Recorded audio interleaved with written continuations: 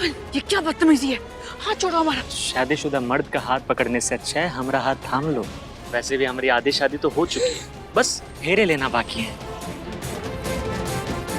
और वैसे भी हमारे लिए तो बिन फेरे हम तेरे। अगर फिर भी तुम्हें फेरे लेने हैं तो वो लेकर तुम इस अधूरी शादी को पूरा कर सकती हो। देखो राहुल, अभी तुम यहाँ से जाओ, वरना सोम ने अगर तुमको हमारे साथ देख लिया ना तो बहुत नाराज हो जाएगा। नाराज काहे होगा? आखिर तुम हमारी बिन फेरे वाली बीवी हो। हम ये बात सोम को बता देते हैं, देखना वो कितना खुश हो जाएगा।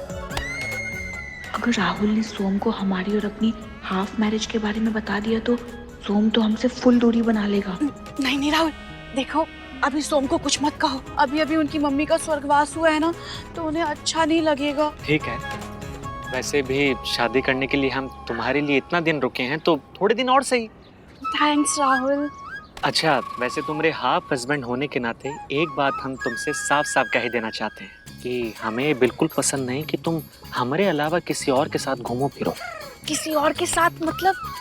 सोम, समझदार बीवी मिली हमें। तुम हम पर शक कर रहे हो? नहीं नहीं, ये तो हमारी जलन है।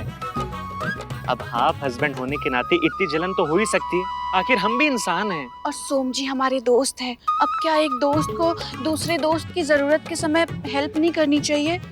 बताओ राहुल। अरे तुम हमसे शादी करके एक तरीके से सोम की हेल्प ही करोगी। हमसे शादी होने के बाद मामी जी की आत्मा शांत हो जाएगी और फिर वो कुछ नहीं कर पाएंगे। क्या रेखा मम्मी जी की आत्मा भटक रही है? अरे नहीं नहीं, हमारा मतलब है मामी जी की इच्छा थी कि तुम हमारे घर की बहू बनो। सोम की ना सही, हमारी वाइफ बनोगी तो परलोक में उनकी आत्मा को शांति मिलेगी।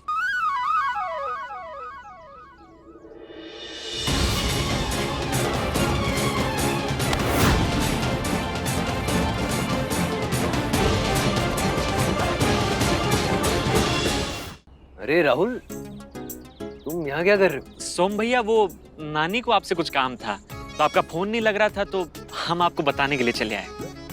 हाँ हाँ, हमको भी दादी का फोन आया था, पर वो क्या है ना, पूजा में बैठे थे इसलिए उठा नहीं पाए।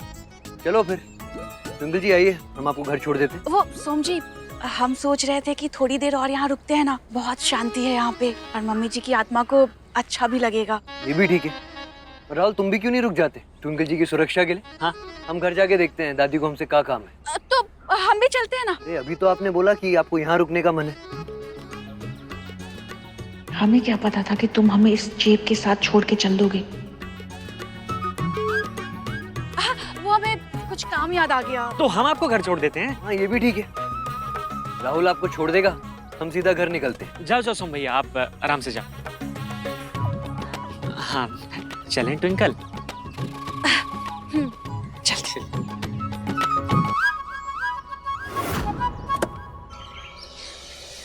सोम बेटा, आप अपनी धर्मपत्नी को बुलाइए।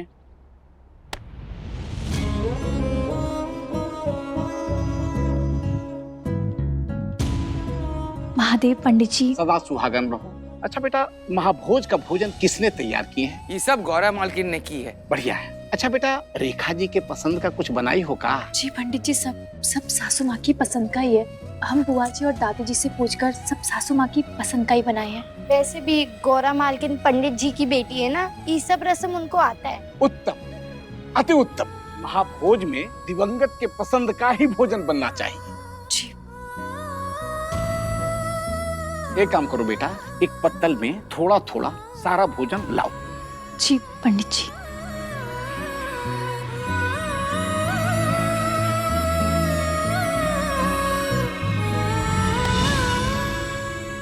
पंडित जी, वो इन सब के बाद हमारी सासू माँ की आत्मा को शांति तो मिल जाएगी ना? हाँ बेटा, तुम चिंता मत करो। रेखा जी की आत्मा की शांति अस्थियों के विसर्जन के साथ ही हो गई थी। वही तो समस्या है, अस्थि विसर्जन ही तो नहीं हुआ। आज सासू माँ की आत्मा हमेशा हमेशा के लिए इस दुनिया से विदा हो जाएगी। हम ही कलश ले जाकर सोम जी को दे देते हैं।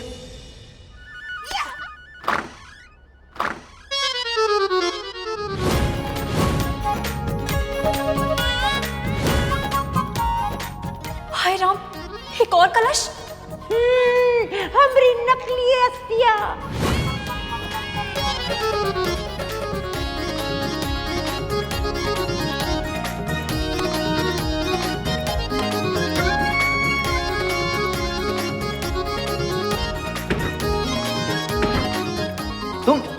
तुम यहाँ क्या कर रही हो?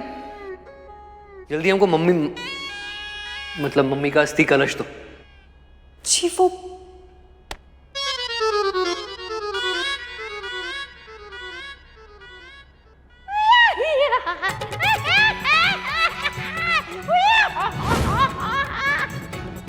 हमारी अस्थियां तो विसर्जित हो गई, लेकिन हमको मोक्ष नहीं मिला। अरे भाई, जिसकी अस्थियां विसर्जित होने वाली है, कम से कम उसको तो मोक्ष मिल जाए। रेखा जी चिंतित ना हो, शीघ्र तुमको भी मोक्ष मिलने वाला है। कैसी है रेखा जी आप? बढ़िया, तुम सुनो। तुमको भी मोक्ष प्राप्त होने का समय आ गया है। अच्छा, अब कितने भी पापड़ बेल लो, हम परलोक नहीं जाने वाले हैं। हाँ रेखा जी, पापड़ बेलने का काम तो शुरू हो चुका है।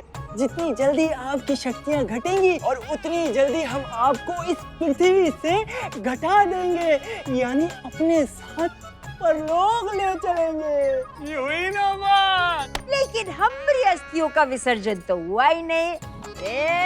रेखा जी, ई महाभोज आपके परलोक जाने का पासपोर्ट है।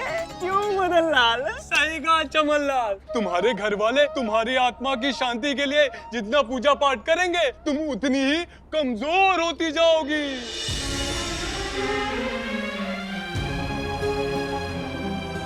पूजा संपन्न हुई।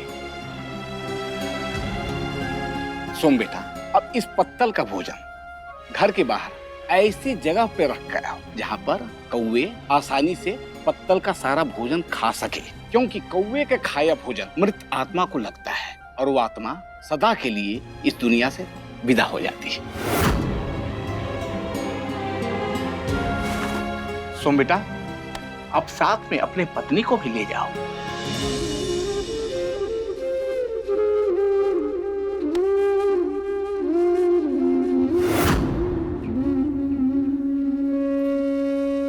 परदेसी, अब तुम सारे ब्राह्मण महाराज को भोजन करवाओ। रेखा जी, पंडित जी एकदम सही बोल रहे हैं। जैसे ही तुम्हारा बेटा सोम पंडित जी कौओं को भोजन कराएगा, उसके साथ साथ तुम्हारी शक्तियाँ कम होने लगेंगी और हमारे माथे पे लगा नाकामी का ठप्पा भी मिटने का मौका मिल जाएगा।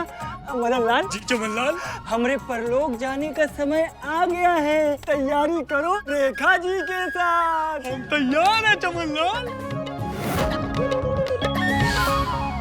इस राहुल का कोई ना कोई इंतजाम तो करना पड़ेगा और सोम को जल्द से जल्द अपना बनाना पड़ेगा। लेकिन अब दोबारा सोम से कैसे मिला जाए? चलो कोई फिल्म देखते हैं, शायद कोई आइडिया मिल जाए। ये फिल्म का आइडिया तो हम यूज कर चुके हैं, हमें कुछ नया आइडिया सोचना पड़ेगा जो फिल्म कम रियल ज्यादा लगे।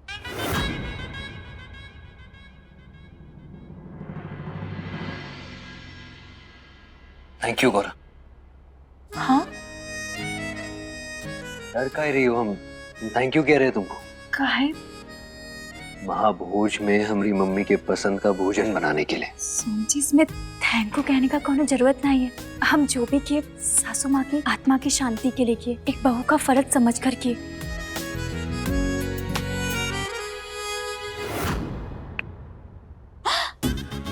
ओह यस, हैप्पी बर्थडे टू मी।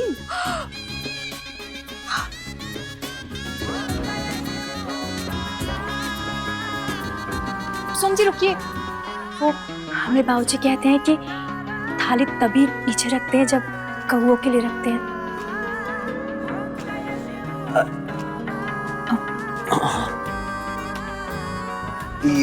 हरा वाला बटन दबा के फोन हमारे कान पे लगा दीजिए।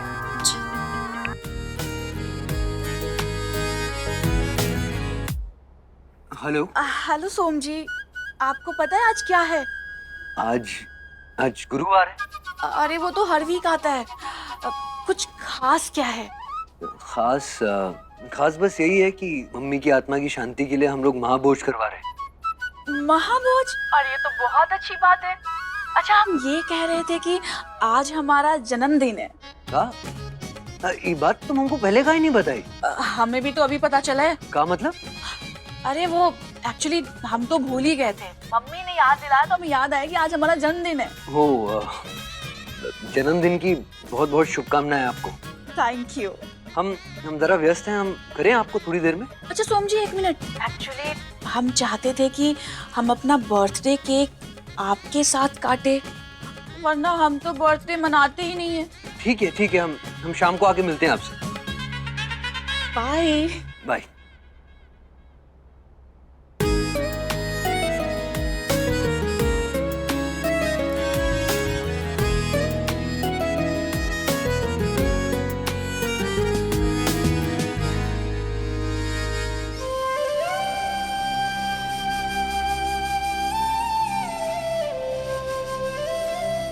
गौरा जरा ही पत्तल पकड़ो। जी।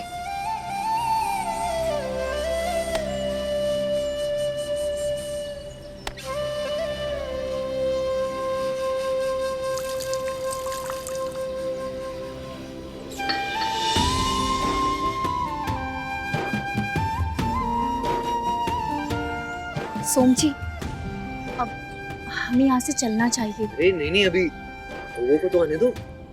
नहीं सोम जी, अगर हम लोग यहाँ पर खड़े रहेंगे तो कोई भी कौवा नहीं आएगा। चलिए। ठीक है, फिर चलते। जैसे ही तुम्हारा बेटा सोम पंडित जी और कौओं को भोजन कराएगा, उसके साथ साथ तुम्हारी शक्तियाँ कम होने लगेंगी।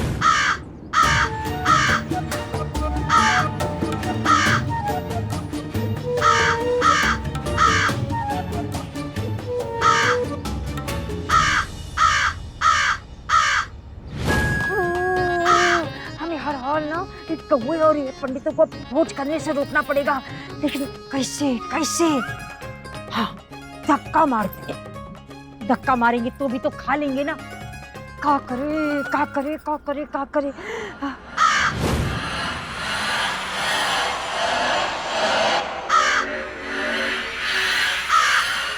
हड्डी बताओ, हड्डी बताओ।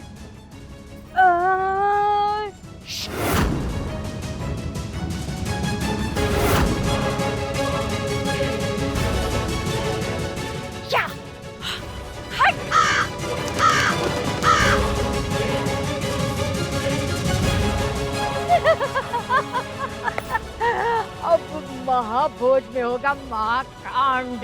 गौरा, ये क्या कर रही हो तुम? नहीं वो सोम जी, वो अरे कौवा काहे उड़ा दी? नहीं हम तो हम सोम भैया जल्दी चलिए, पंडित जी भड़क गए। क्या हुआ? कौओं और पंडितों को भोज खिलाकर हमें ऊपर भेजना चाहती थी। अब देखो का कांड किए हम। घोर अपमान हुआ है। शिव शिव शिव शिव शिव शिव शिव शिव। महाभोज की थाली में मांस और हड्डी डालकर हमारा ही नहीं शास्त्रों का अपमान किया है। महापाप किया है ये।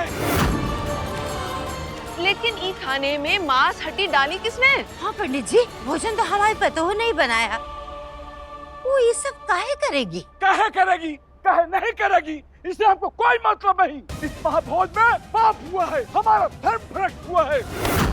रेखा जी की आत्मा को मुक्ति मिलेगी नहीं, और हमारी आत्मा पे और बोझ डाल दिया है इस तामसिक भोजन ने। अम्मा, हमको तो लगता है ये सारा कांड भाभी का रचाया हुआ है। नानी, ये घर में मामी का भूत है। गोरा, भोजन में ये सब ये हड्डी कहाँ से आई? दादी, हम सच कह रहे हैं, हमें कुछ नहीं पता दादी, हमें कुछ नहीं पता। भोजन तुमने बनाया था, तुम्हें नहीं पता होगा तो किसको पता होगा? गलती तुम्हारी ही है ना? नहीं दादी, पहली गलती तुम्हारी है कि तुम गौरा को ये घर में लाई। दूसरी गलती हमारी है कि हम इको घर में रहने दिए। और तीसरी गलती हम सबकी है जो हमने इको महाभोज का भोजन बनाने दिया। हम भूल कैसे गए जो लड़की हमारी मम्मी के जीते जी उनको चैन की एक सांस तक ना लेने दी, वो उनके मरने के बाद उनकी आत्मा को शांति भला कैसे लेने देगी? सोम जी, हम सच कह रहे हैं, हमने का चुराई किया सोम जी, अब यकीन कीजिए। पंडित जी अब आपके पैर पड़ते हैं, ऐसा मत कहिए पंडित जी। अब पूरे घर में गंगा जल छिड़क के उसको पवित्र कर देते, उसके बाद में फिर से सात्विक भोजन बनाते हैं पंडित जी। आप सब लोग खाना खाकर जाना, पर अपनी सासू माँ को महाभोजन अधूरा रह जाएगा पंडित जी। बहू, महापूजा अधूरा नहीं रहा, भ्रष्ट हो गया है। इसका पुण्य का तो मिलना छोड़ो, यह सोचो कि कितना बड़ा पाप लग गया है। वैसे भी ब्राह्मण जब अपने आसन से उठ जाते हैं तो फिर बैठते नहीं। हम इस घर के शुभ चिंतक हैं, लेकिन हमको ये चिंता है कि अब इस घर का कभी शुभ नहीं हो सकता।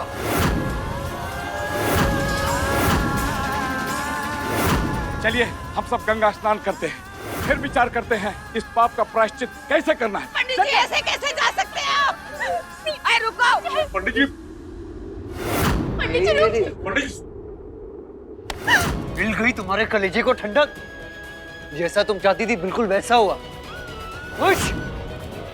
तुम भी हम कतई ऐसा नहीं चाहते थे, हम सच कह रहे। हमको नहीं पता कि ये भोजन पवित्र कैसे हो गया, हम नहीं जानते सोम जी। हम तो खुद पंडित की बेटी, हमें पता है कि सासू माँ के लिए ये अनुष्ठान कितना जरूरी है सोम जी। लेकिन उससे भी ज्यादा जरूरी है हमारी मम्मी के लिए तुम्हारे दिल में नफरत, जो तुम पहले दिन से हमें दिखाती आई हो। बस गौरा, बहुत हो गया, हमें तुम्हारी शक्ल बर्दाश्त नहीं होती। बता रहे तुमको, हमसे दूर रहना ये में तुम्हारी भलाई है। सोम जी सुनिए तो सत्तम। गौरा, अम्मा और हम दिन रात इस कोशिश में लगे रहते हैं कि तुमरा और सोम का रिश्ता संभले, लेकिन ये सब करके तुमने अपने ही पैर पे कुल्हाड़ी मार ली। जी हम सच कह रहे हैं, हमने कुछ नहीं किया। हड्डी क्या उड़ के आ गई भोजन में। देखो बताओ, आज जो तुमने जय सब किया है ना, उसके बाद तो हम भी सोम को नहीं संभाल पाएंगे। बस सोम और गौरा का रिश्ता टूट गया तो सोम ट्विंकल से रिश्ता जोड़ लेगा और हमारा तो चूल्हा ही ठंडा रह जाएगा।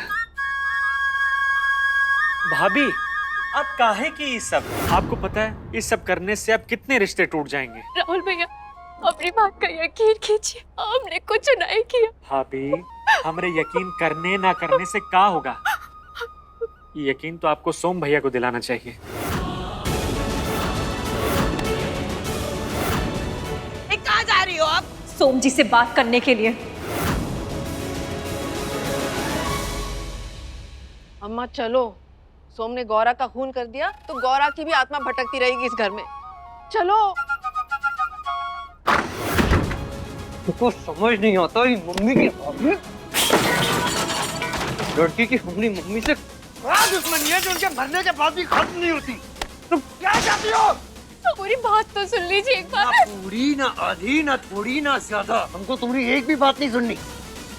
परदेसी आया भैया।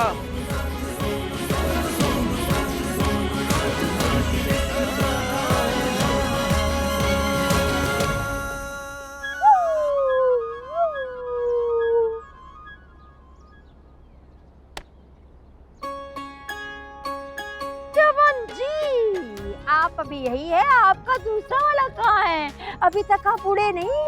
हाँ, बड़े खुश हो रहे थे। रेखा जी, ये महाभोज आपका परलोक का पासपोर्ट है? पासपोर्ट हट गया है और आपके जो ना दिल के अरमां आंसुओं में बह गए। हम वफा करके, हम आपको बताएं, हम महाभोज में ऐसा भोग लगाए पंडितों के लिए कि खाने की बात तो दूर, कोई सूंघ भी नहीं सके, तो भाग गए। चीटिंग है, ये चीटिंग है। रेखा जी, समय सबका आता है। हाँ। बात तो सही है, लेकिन जब चाहिए तब नहीं आता, जैसा तुमरा। रेखा जी, अभी हम चलते हैं और तुमको ना भूल पाएंगे और मौका मिलते ही फिर आएंगे।